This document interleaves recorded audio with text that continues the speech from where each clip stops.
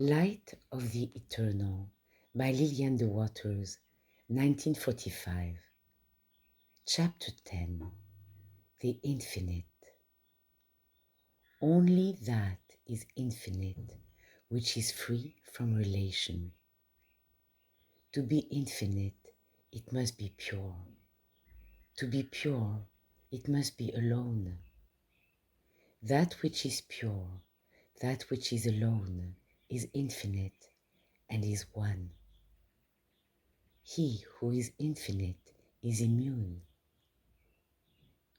We are not related to the infinite any more than rays of light are related to the sun. A ray of light is sun as well as ray. An identity of the infinite is the infinite as well as an identity. Purity, freedom, completeness, these are the self which is infinite. In the self, the infinite, there is no judgment, no unbelief, no sin, no healing, no resurrection, no separateness, nothing to be cast out, no one to be saved, no finite being, no finite existence. Awake to our being as infinite, we experience freedom from illusion, freedom from finiteness, freedom from personal sense, freedom from physical existence. The finite, the personal, the physical are nothing, like a dream or phantom. There is no finite, personal, or physical existence. The only existence there is the spiritual and real. The only being there is the one infinite. This explains why the finite can never become the infinite. The physical, the spiritual, the personal, the I am that I am. Creeping into view this very day is the spiritual perception that we cannot live unto ourselves alone, that somehow we must be brought together as one, for only in oneness is there unity. Only in unity is there infinity. Only in infinity is there immunity. He who is infinite is immune. Continuing to identify himself as a finite individual in a finite existence, the best one can ever hope for is a palliative, whether it be by way of a drug for the body, a treatment for the mind, or a prayer for the soul. Separateness, finiteness, individualism, this is the basic delusion. Until one sees this to be so and accepts the infinite to be all and alone, he will continue to live outside the kingdom as another, not the one. What can one do to free himself of the delusion of finite mind and body? Let them alone. Do not attempt to heal or change them. Abide in the real and absolute, the perfect, the infinite, the complete, your immaculate self, the finished kingdom. God is none other than yourself, the self which is purity, freedom, bliss, the self which is infinite mind and body, one and identical.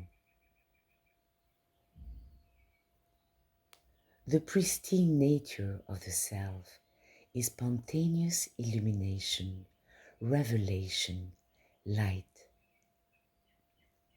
The self reveals itself to itself, eternal self-revelation.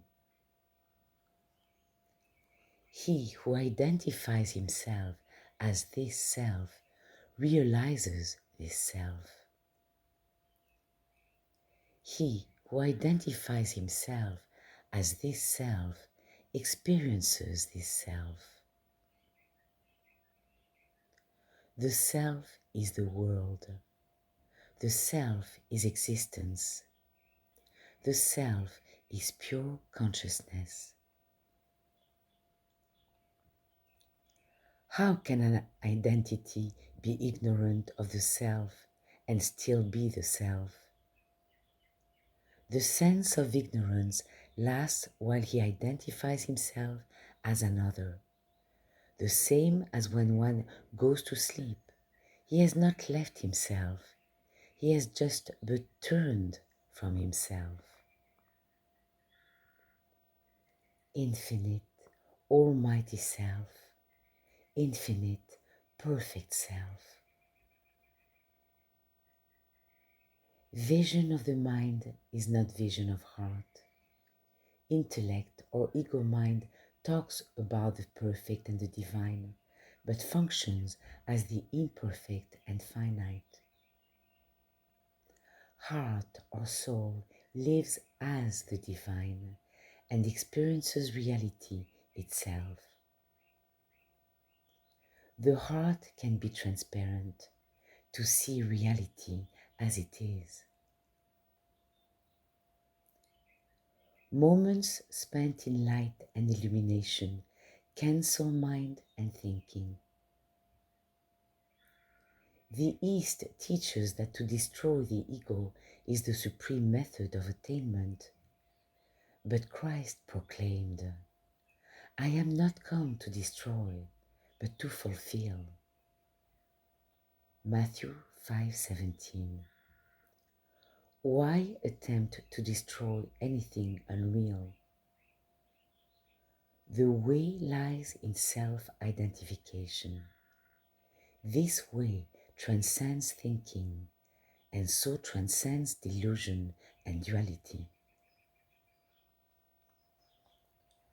To the unillumined, the I is the self limited to personal mind and body. To the illumined, the I is the self infinite. The I does not pertain to anything personal, anything separate, anything finite. The I pertains to the infinite, infinite being, infinite life, infinite consciousness, infinite manifestation.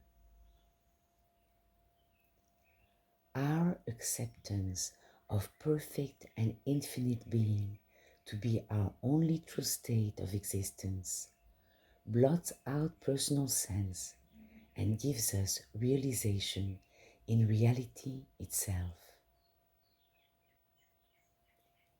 To realize the real, the infinite, and here abide is true attainment. The infinite is free from illusion. The infinite is immune. Centuries pass, but never can freedom, peace, and harmony be realized in their fullness and completeness, except through the Son, absolute identification. I am that I am.